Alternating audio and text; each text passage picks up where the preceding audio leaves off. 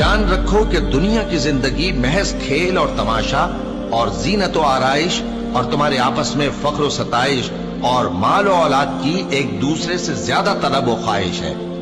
اس کی مثال ایسی ہے جیسے بارش کہ اس سے اگنے والی کھیتی کسانوں کو بھری لگتی ہے، پھر وہ کھیتی خوب زور پر آتی ہے، پھر اے دیکھنے والے تو اس کو دیکھتا ہے کہ پک کر زرد پڑ جاتی ہے، پھر چورا چورا ہو جاتی ہے۔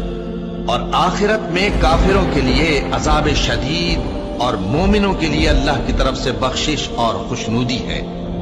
اور دنیا کی زندگی تو دھوکے کا سامان ہے۔ بندو اپنے پروردگار کی بخشش کی طرف اور جنت کی طرف لپکو جس کا عرض آسمان اور زمین کے عرض کا سا ہے، اور وہ ان لوگوں کے لیے تیار کی گئی ہے جو اللہ پر اور اس کے پیغمبروں پر ایمان لائے ہیں۔